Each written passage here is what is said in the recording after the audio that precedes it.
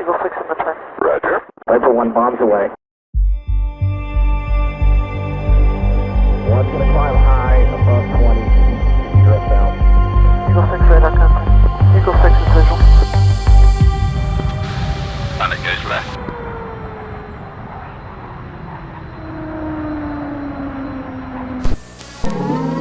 Hello and welcome back to the DCS SITREP. I'm your host, Prickly Hedgehog. Once again, it's 2025.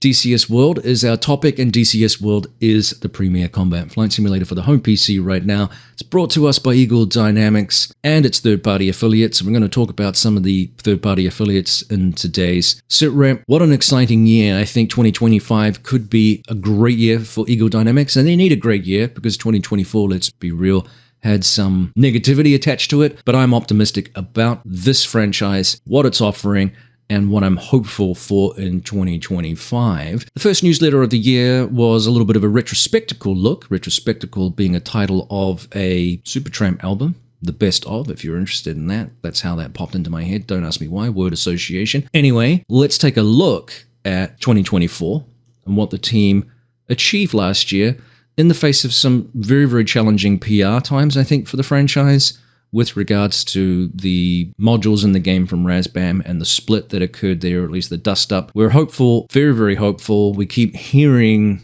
some sort of resolution chatter from Ron Zambrano, on Twitter, but we haven't had an official announcement from either team. And until that occurs, we're still not sure about what's going to happen with those modules. So that was a big issue for 2024, which overshadowed, I think, a lot of the positivity in the franchise and the things that Eagle Dynamics and some of the third-party affiliates achieved. So let's talk about what is in this newsletter with regards to those achievements for 2024. We'll start with the combination of the two versions of the game. Remember, at one point, you had open beta and you had stable. ED combined those things at the start of the year, which I think was a really clever and good idea. What it's allowed them to do, they say, is give them more time to prepare for new releases, test updates, check fixes, and new additions. In the past, one of the problems that I think they ran into was that newer players coming into the franchise would see, I just bought Module X, which was in early access. I'm running the stable version of the game. I can't find my module. It hasn't downloaded.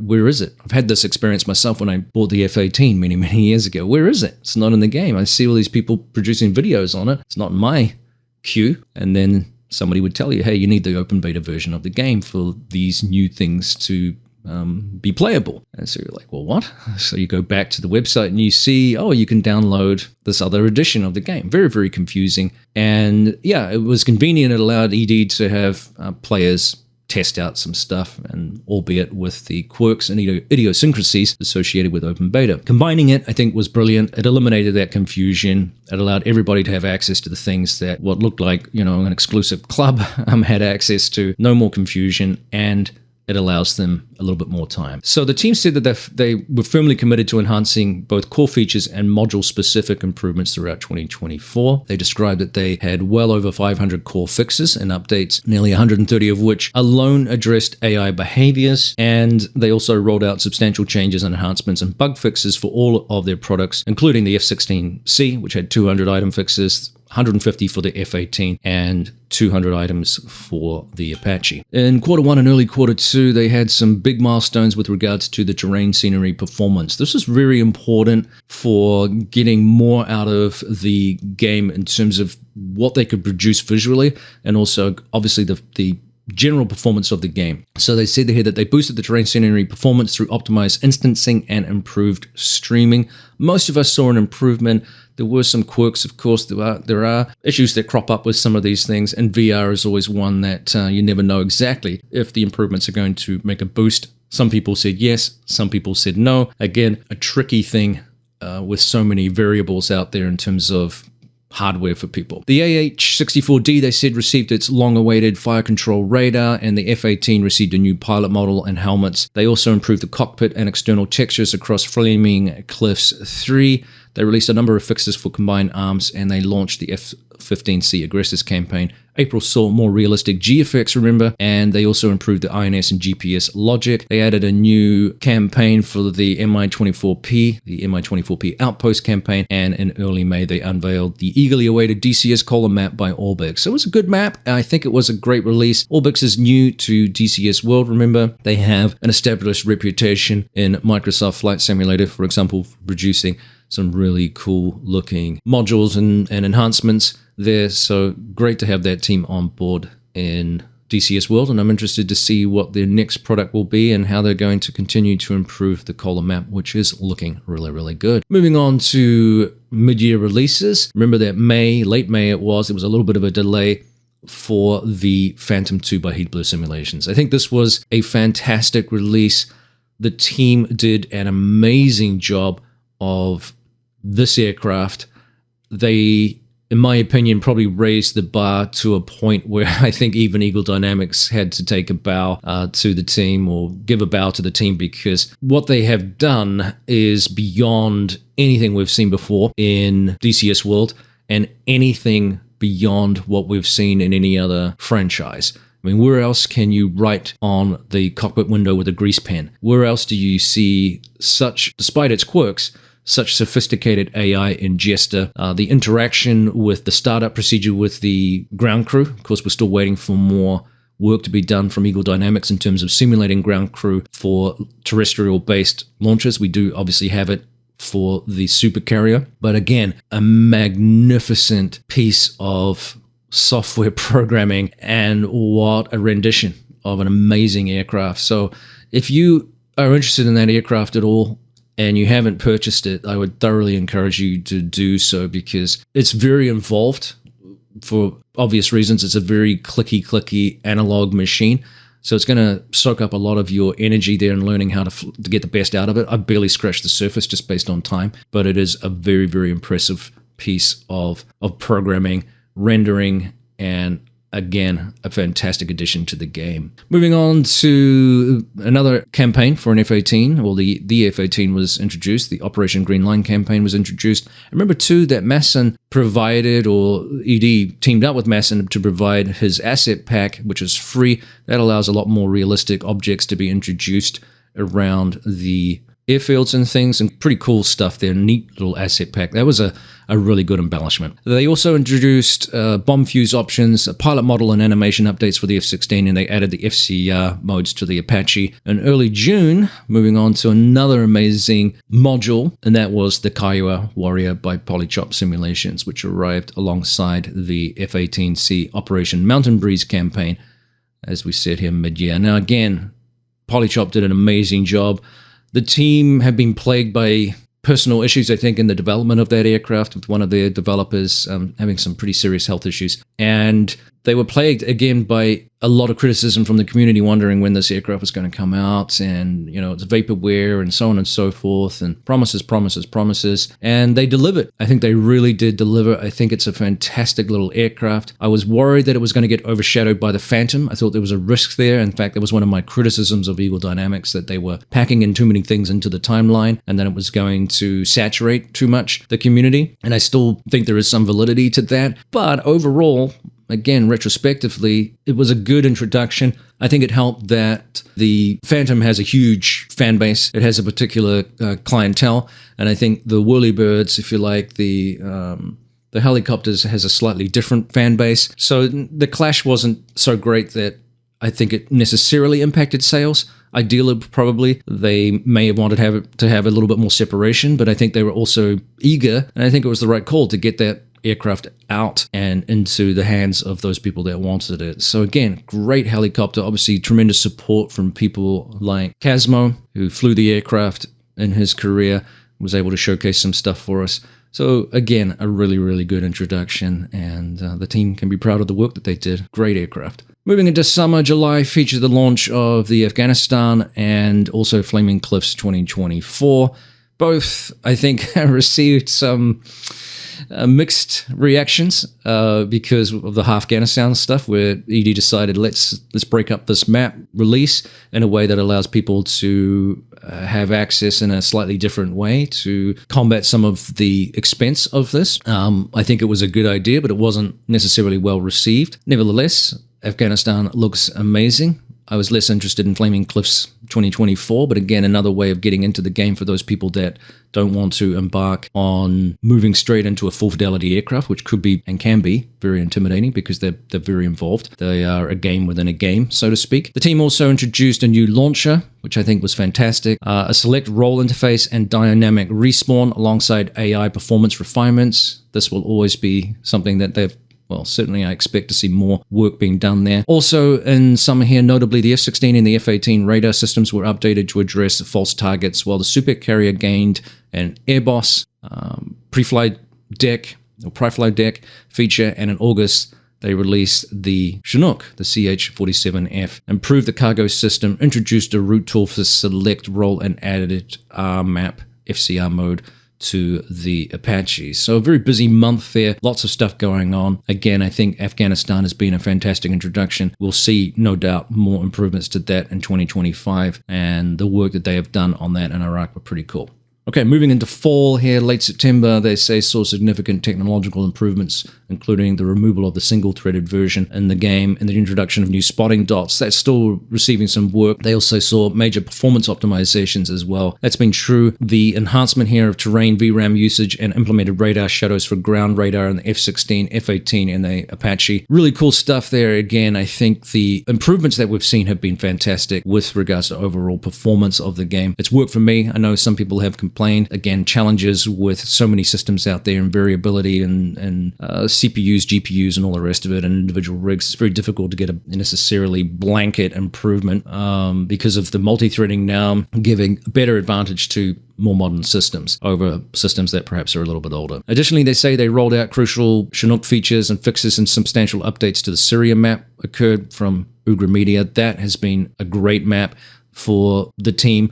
I think has been one of the gold standards for quite a while in map development. I think Sinai has been really good as well. Beautiful map. So we saw some updates to that map this year as well. Now, October brought our first ever campaign only patch, and then 2 new campaigns later in the month, along with the F-18C loadout enhancements and the Apache's FCR air targeting mode and further Chinook improvements, they said. Now, as we round out the year, they say here in December, we saw the DCF's F5E remastered update, something of a controversial one. I think it's fantastic. I thought it was nicely done. And the most exciting thing, I think, just visually, at least not necessarily in terms of the performance improvements, which I think are more important, but visually, the new fog and dust and volumetric lighting was fantastic. They talked here about a revised selection tool for the mission editor, which a lot of people were excited about. They also had the introduction of 3 new campaigns and new features for the supercarrier deck crew, which were brilliant. They also launched,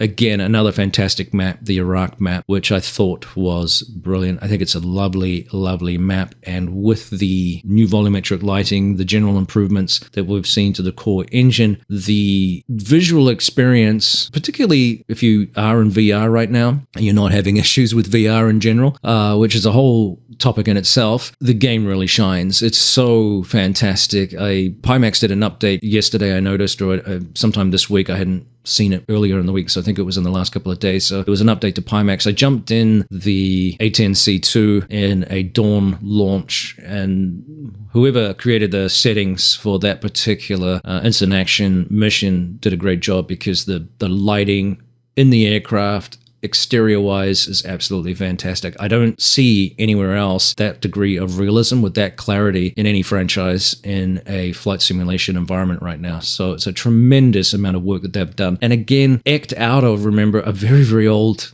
technically speaking, a very, very old core engine program. And they're still able to produce this level of fidelity. It's mind-blowing. And so I think we sometimes do a lot of disservice to Eagle Dynamics with some of the criticisms that they get, which I think become sort of bandwagon generalized criticisms. And good and well, you know, if you have a specific issue that you think needs to be improved, we'll bring it up in the forums, write a ticket, whatever else it is. But I do tire of the same old, it's broken, everything sucks, and then you ask for some specific, and either no specific issue comes forward, or it's something that is not necessarily what I would consider an issue. We're going to talk about what I think are the issues in the game in just a sec as we think about 2025.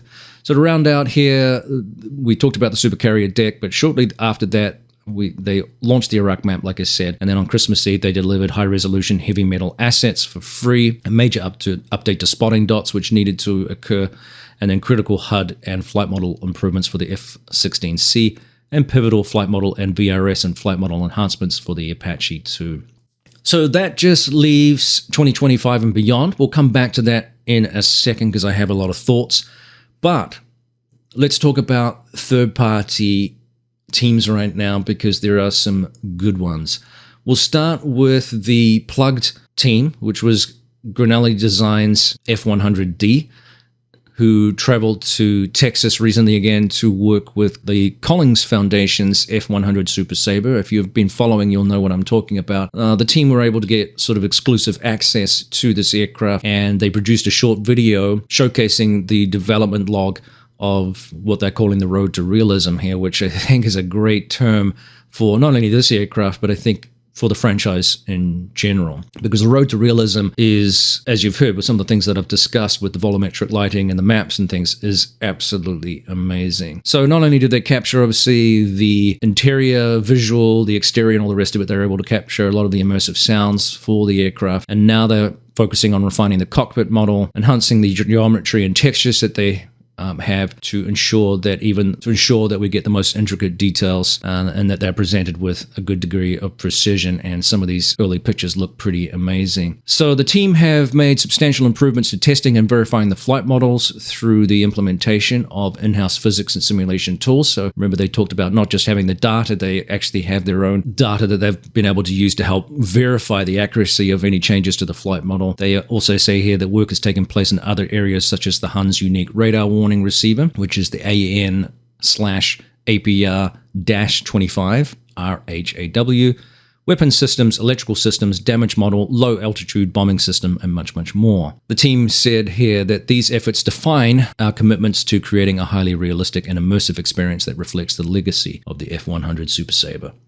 And they want to thank us for the continued support. So go check out their website. I'll put a link in the description below if you want to get a little bit more info, and I'll plug that video too that the team produced. I've already done that in my community page, but I'll plug it again in the information below so you can check it out for yourself. It's a really good video. And this is going to be, again, a great introduction of a popular third-party module in the Cold War era, which is, again, a very, very popular one, and more aircraft in this era are being well received, I think. One of the advantages, of course, is that they have access to the data, and in many cases they have access to the working models or museum pieces to get all the details that they largely need to recreate some fantastic museum pieces that would otherwise be unavailable to us, which is really cool. We saw this with the Phantom. We've seen it with the F-14. We've seen it with various other modules as well, which is really, really exciting. And photogrammetry, laser scanning is really becoming the industry standard in this game.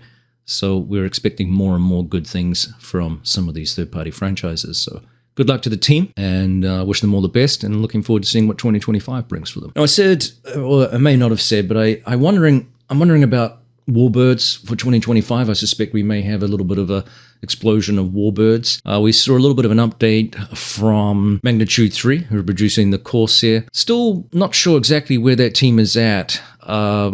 Similar to some of the other, I guess, aircraft we've been waiting for many, many years. We haven't seen a whole lot of updates with regards to videos of the aircraft flying, or I guess a more revelatory statement about where that aircraft is. Obviously, it's capable of being flown in game and stuff like that. We're seeing these shots of it flying within the game, but no video yet, no more revelatory statements about just how close we are to seeing that in game. And I know that's been a little bit frustrating for some people. It's good to see some sort of information, but again, we're still a little bit in the dark as to whether or not it's going to be available in 2025. Octopus G, similarly with the LA-7. Again, we're waiting to see whether or not that aircraft gets introduced this year. I'm wondering whether or not we'll see more work from Eagle Dynamics on the Hellcat. So I think this upcoming 2025 and beyond video might deliver more of that. We are still waiting for the World War II version of Marianas, which I think is closely tied, of course, to the Corsair, and I suspect that could be one of the holdups there. We'll wait and see.